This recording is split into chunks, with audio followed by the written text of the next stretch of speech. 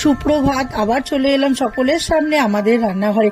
আজকে আমি একটা হেলদি ব্রেকফাস্ট করে দেখাবো। তার জন্য প্রথমে আমি সুজি আর ওর মধ্যে টক দই দিয়ে আর একটু জল মিশিয়ে আমি ওটাকে ভালো করে পেস্ট করে নেব। নিয়ে এইবার আমি কড়াইতে সাদা তেল দেবো, তার মধ্যে সর্ষে কারি পাতা ফোড়ন দিয়ে পেঁয়াজ কুচনোটা দিয়ে দেবো। পেঁয়াজটাকে একটু নাড়াচাড়া করে যখন একটু ভাজা হয়ে যাবে তখন গাজর, বিনস, ক্যাপসিকাম, টমেটো আর কাঁচা লঙ্কা সব কুচনো ওর মধ্যে দিয়ে দেবো। দিয়ে এবার পরিমাণ মতো নুন, একটু হলুদ, স্বাদ মতো একটু চিনি দিয়ে ভালো করে নাড়াবো। যখন নাড়তে নাড়তে দেখবো নরম হয়ে আসবে তখন একটু লাল লঙ্কার গুঁড়ো, একটু চাট মশলা দিয়ে ভালো করে মিশিয়ে এবার যে সুজির পেস্টটা করে রেখেছি ওর মধ্যে ওটাকে ভালো করে মিশিয়ে ব্লেন্ড করে নেব। নিয়ে এবার কড়াইয়ের মধ্যে বাটার দিয়ে এবার হাতায় করে তুলে একটা একটা করে চিল্লার মতো করে 2 পিঠ ভাজা ভাজা করে তারপরে নামিয়ে সাজিয়ে পরিবেশন করব। তাহলেই তৈরি হয়ে যাবে আমার হেলদি ব্রেকফাস্ট।